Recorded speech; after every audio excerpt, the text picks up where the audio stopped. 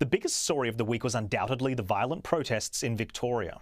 Anger on the streets of Melbourne, with Victoria Police pushed to its limits. The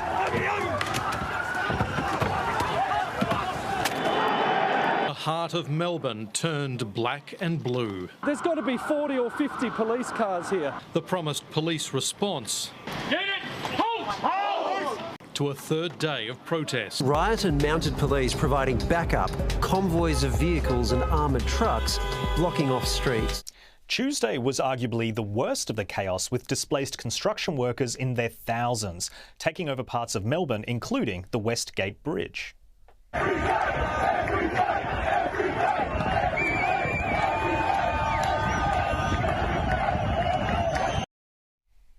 The chaos stemmed from workers infuriated with a government-mandated vaccination process.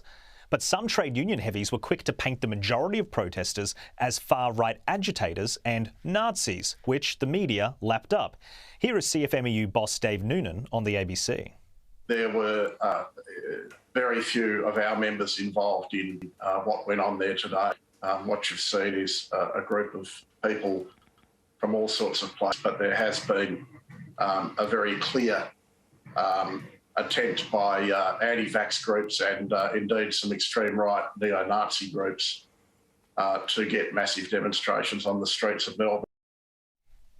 And at least ABC host Lee Sales pushed back against that narrative, reminding Noonan that he himself had claimed 40% of protesters were indeed unionists. I heard you say earlier today that yesterday at the protest at the CFMEU you thought about 40% were union members.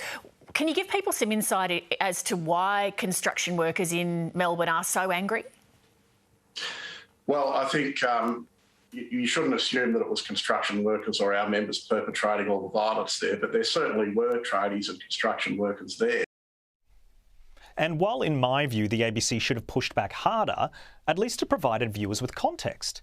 Outlets like The Guardian openly downplayed responsibility of the violent protesters on the construction industry or the unions, and instead aired opinions that it was simply the work of right-wing extremists who infiltrated the otherwise innocent rallies.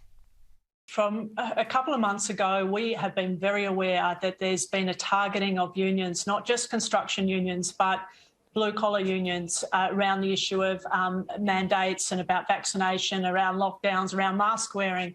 And this is coordinated, and it's coordinated by some extremist groups, the same people who are organising those rallies on the weekend. And what we saw today was absolutely disgusting, that attack on a union office. And that was led and orchestrated by those very same people. And it's for this reason. They want to get unions on their side with their conspiracy theories that will lead to people who've been sick and dying. And I can tell you this, union movement in this country will not be intimidated by them. We will put safety first. We support people getting vaccinated. Well, those comments were published in full by The Guardian without the publication providing a shred of evidence to back up their claim of a widespread Nazi conspiracy. If you think that anti-vax sentiment is drawn along political lines, you haven't been paying attention.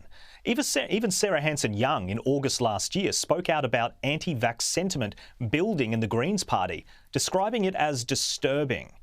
At the time, she pleaded with her side of politics to be the party of science. Most Australians and most Green voters back science and back the mainstream public health position. But like all parties and all parts of the community, there are people who have different views. The people on the left side of politics who now try to frame anti-vax sentiment as being purely a far-right issue are flat out lying to you. It transcends political ideology. But moving on now, by Wednesday afternoon, the narrative about who was to blame for these violent protests got truly bizarre. Here's academic Greg Barton on the ABC with Afternoon Briefing with Patricia Karvelas. The fact that this is all happening in Melbourne. What is unique or specific about Melbourne? I'm not saying we haven't had we've had protests in Sydney too, but we're seeing over these last couple of days something quite specific happening in Melbourne. I think we don't really understand fully everything that's happening at the moment, but, so this is speculation. I think one thing that's different with Melbourne at the moment is just the political context. We've got a Labor government that's being hammered by some elements of the Murdoch press, to be frank, and that's created a permissive environment for people going on about dictator Dan. I was waiting for it. The ABC blames the Murdoch media for the construction worker protests. Karvelas doesn't challenge Barton on his views, and she allowed the conspiracy theory to be aired across the nation. Now let's bring in our panel, Herald Sun journalist Caleb Bond and the Australian's media writer, Sophie Ellsworth.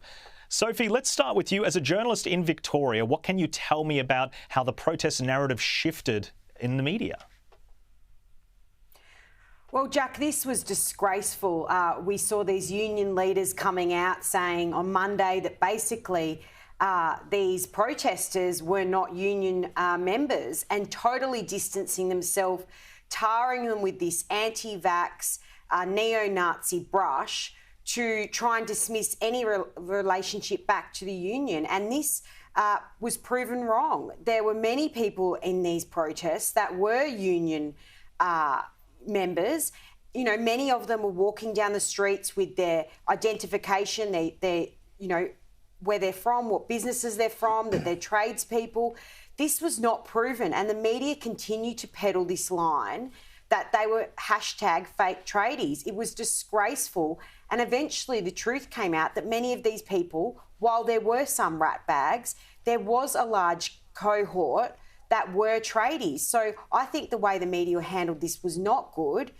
They were pushing the line that the union officials wanted, and that was that these were fake tradies and protester rat bags that were bagging the state government down here for their stance on vaccination in the construction workforce. And Caleb, you're also in Melbourne, and your paper, the Herald Sun, actually got dragged into it with some of the headlines. Do you think it's fair to blame your paper with the protests?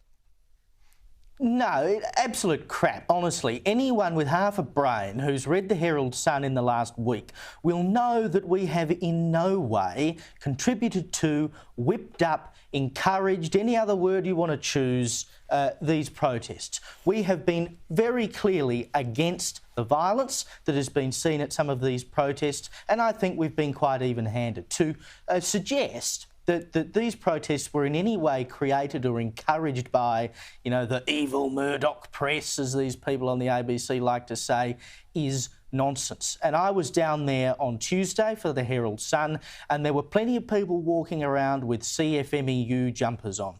There were plenty of people walking around with the names of the businesses they work for emblazoned on their high-vis gear.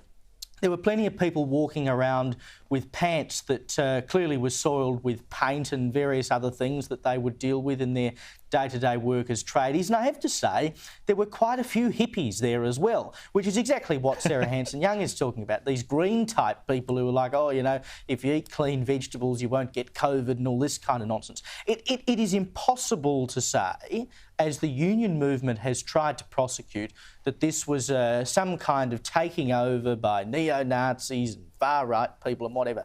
It's certainly true that there was an element of that there. And the same people who have been running these freedom rallies, which we often see on Saturdays in Melbourne, no doubt got involved on Tuesday and have been involved for the rest of the week. But to say that this wasn't started by and did not have a strong contingent of construction workers is wrong. I saw it. And certain elements of the media, in ignoring that and peddling the union line, have missed their job, they've missed their duty, because the only reason the union wants us to believe this and say this is because they've basically abrogated their responsibility in standing up for the workers. Many other unions have said, no, we're not going to support compulsory jabs for the members of our union, because that's what they're paid to do. They're paid to stand up for the workers. And in this case, the union has basically abrogated their responsibility there. And quite rightly, many members are angry about that. Well said, and, you know, obviously it was a classic misdirect, but some media fell for it. Thankfully, the Herald Sun did not, and keep doing some great reporting down there. Every journalist at that paper, it's a very good paper, definitely not to blame, that's crazy.